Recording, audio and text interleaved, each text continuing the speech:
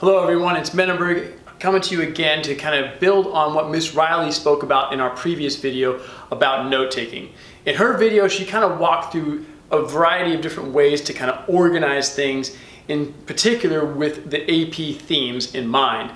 Great way to do it. I'm going to build on that a little bit and also present a slightly different way that you might consider taking notes, which is a way we've encouraged from day one, even back to the summer assignment, the Cornell method of note-taking. Hopefully you're going to be able to see this. I'm going to try some tech here on you and we'll see how it goes. Okay, so I have a large line thing on my smart board here. What Cornell tells you to do is to divide it. So you're going to, well, obviously we're working to start. We're going to go like this. We're going to have a third of the page as a margin, and then we're also going to have a small summary piece at the bottom, okay?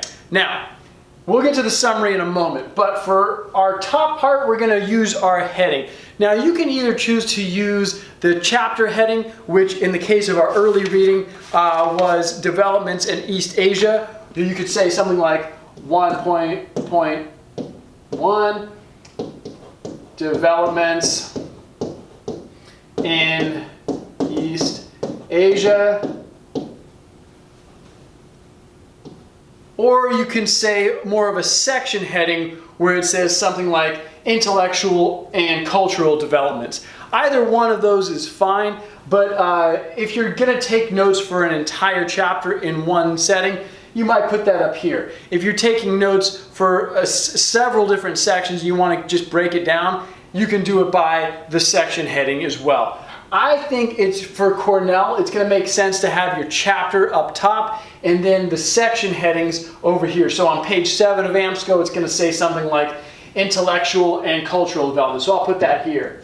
And I'm going to, you'll notice I'm going to abbreviate a lot because it is going to save you time. And it's going to be easier for you to reference stuff if it's not a full sentence. And I'm gonna highlight this for a moment because, listen, these notes are for you. Yes, your teacher may or may not be giving you a grade for them, but they are for you, and specifically they're designed to help you review for an exam, whether it's a unit exam or an AP exam, whatever it is. They're for you to reference. And so if you understand what is on that page, that's great. I don't need to be able to regurgitate the entire textbook right here. I don't need to write full sentences. I certainly don't even need to write full words as long as I, the student, know what this means. Now you might pick up my notes and be like, I have no idea what that means. But Menenberg knows my handwriting. I know my own handwriting. I can read that. It stands for intellectual/cultural developments. Okay, and we're talking about China or East Asia. That's what we're going to see in this part of the notes. Then next, I might see something like, the next section is religious diversity, China. Okay? So we're going to have like a gap there. Now, this gap, I drew a line, but what you might instead do is just skip a line. A lot of you students are, for whatever reason, maybe you're environmentally conscious, are reluctant to use paper. I'm going to suggest you use a lot of paper. Okay, I know, environment, this, that, and the other. Okay, fine. But the truth is, it's going to be harder for you to use this as a resource if you are not spacing things out. I can't tell you how many students I've seen their notes, and they have literally every square millimeter filled in with words and stuff on their page, and it's impossible. I mean, maybe they got a system, I don't know, but it's really hard for me to look at that and figure out like what's all there. If I was studying that, I would be like, I'm done.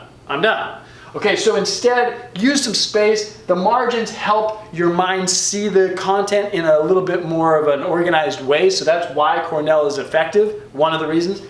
So in this section, you're gonna put some of the notes similar to maybe how Miss Riely suggested in the previous video. You're going to put them right here. So things like bold words, great way to do that.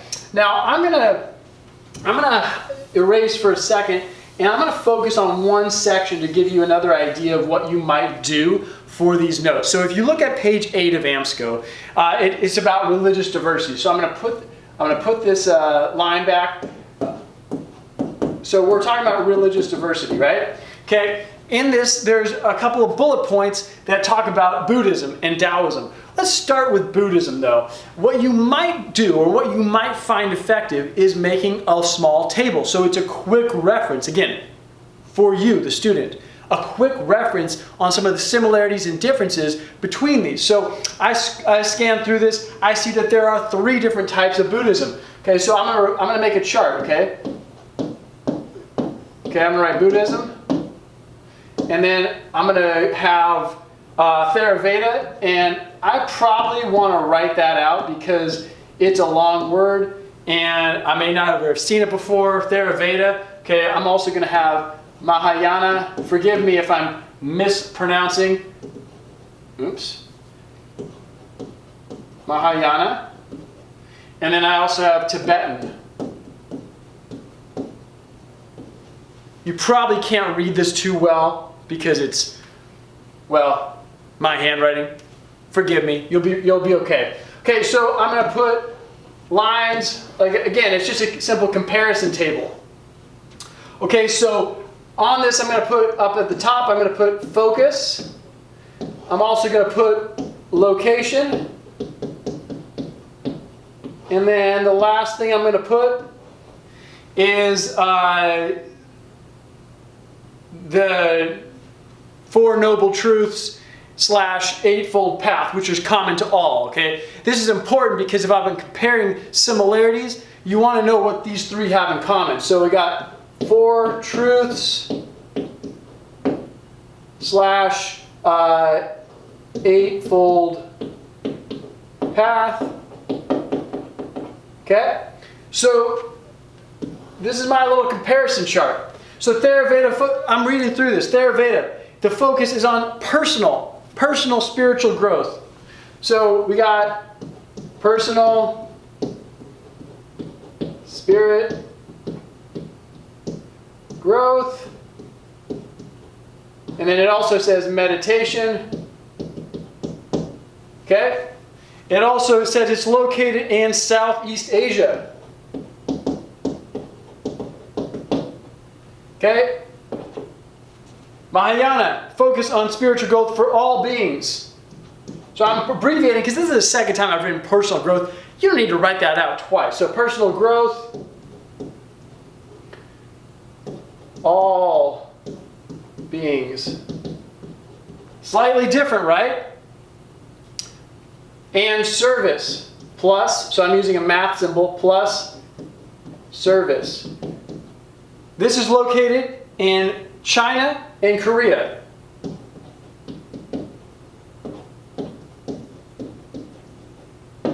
Okay? Tibetan, focus on chanting.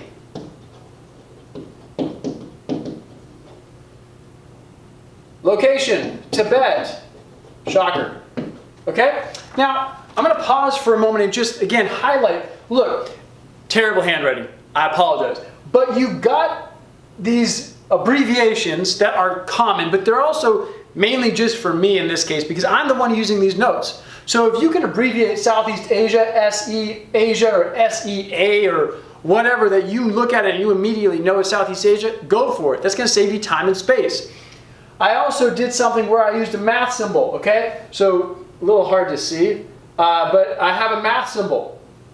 Plus, there's a lot of great math symbols for you math students out there who are, this is going to benefit you by saving you time, and it's going to be easy to look at. Okay, so look, we got things like plus, we got minus, we got greater than, we got, excuse me, that's therefore, we got greater than, we got less than, you know. All these math symbols are really, I like them a lot because they, again, save time and it's a little more efficient way of taking notes. So you might do stuff like this, but having a table is a really great image that will stick in your mind and help you retain that information.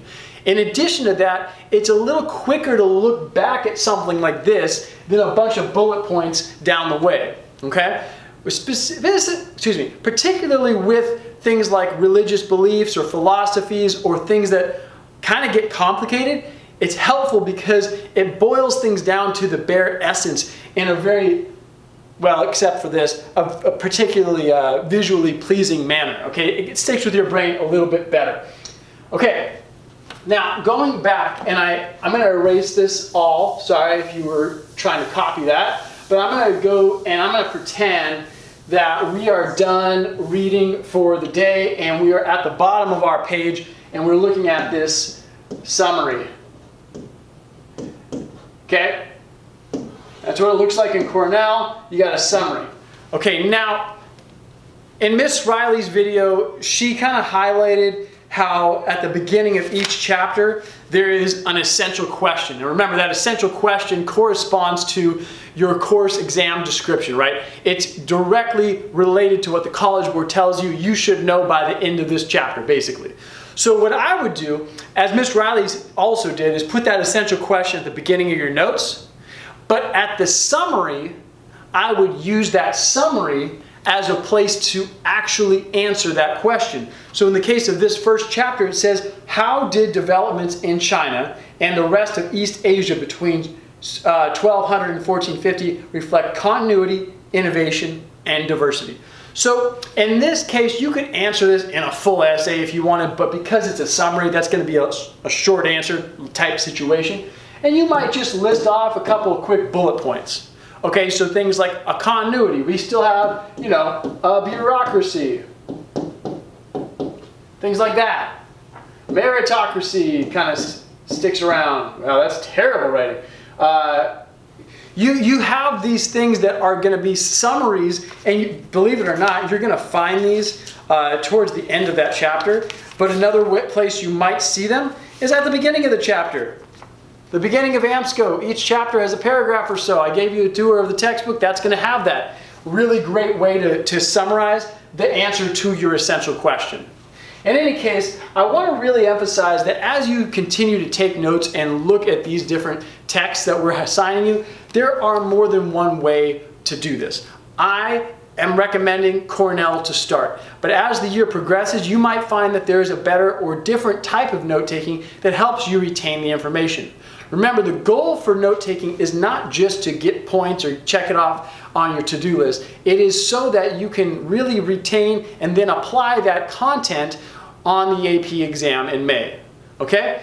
Again, I hope this is helpful. If you have questions, please put them in the comments. But we'll be posting more related to note-taking and studying and review and all that. So stay tuned, and we'll see you next time. Thanks, people. Life's